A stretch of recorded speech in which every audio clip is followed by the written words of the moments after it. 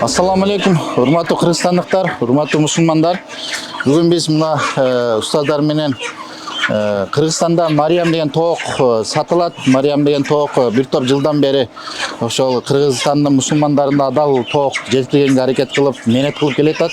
Ошо бир топ күндөн бери, бир топ убакыттан бери келебиз деп, мына бүгүн убакыт сааты чыккан экен, алхамдулилла келип отурабыз. Мына эң биринчи ошол лентага асырылып атат, иншалла. Андан азыр кирип, кандай соёт, кандай ишти алып барат, ошону биз иншалла сиздерге баяндайбыз. Бир тоокту союп атканда, мындай лентага илингенде, ушул жерде бир ампер берилет, вольт берилет. Халал стандарты боюнча, эл аралык стандартка ылайык, ошо вольттун өлчөмү 0,25-тен 0,50-ге чейин болот. Бирок Мариям тоогу бул жерде келип биз күбө болуп атабыз. Мына жерде эч кандай вольт, эч кандай ампер берилбейт экен. Ушуга дагы ошо чоң уламалар, дүйнөлүк уламалар ошо халал стандарты боюнча эң жакшысы тоок вольт берилбей сойгону жакшы деп айтылган. Эң главный бисмиллах. Канчалык мусулмандарга адал жегенге себепкер болосуз. Жана алардын ибадатына дагы себепкер болосуз.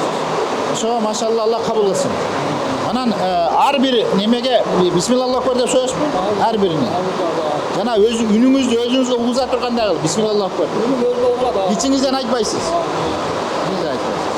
Анан тоокто канча тамыр бар? Тоокто 4 тамыр кесебиз. 4 тамыр кесилет, а? Жакшы. Анан тамыр, 2 тамыр анан кызгөнгө кекетек. Машалла, Алла разы болсун.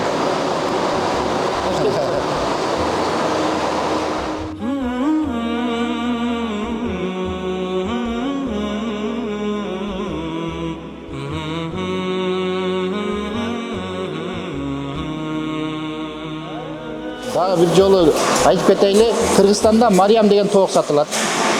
Өзү негизи мындай патриотчулук десек дагы болот. Кыргызстандан союлган, кыргыздар сойгон, мусулмандар сойгон тоокду алганыбыз жакшы. Бул Кыргызстандын экономикасына да кошумча, жана кыргыз жарандарынын жегече экономикасына да кошумча болуп эсептелинет. Бирок Мариям дагы Кыргызстанда дээрлик жерлерге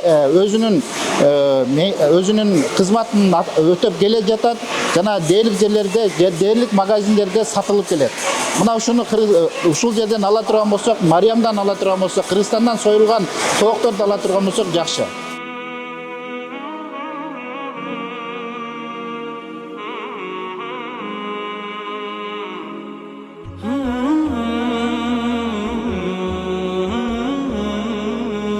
Мына туугандар, Мариям тооктун жөжөлөрү багылып аткан сарайга келдик.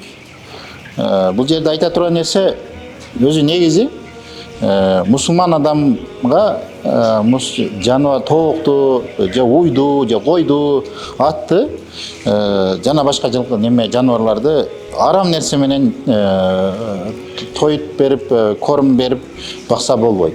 Ошо арам нерсени жегенде тооктун денеси, тооктун эти, тоок өзү сасып жаман жыт болуп кала турган болсо, ошондо уламалар айтат, кандайдыр бир күнгө чейин таза азык берип багышса, ошо жанагы денеси жана обновление болуп жыты кетип калат деп.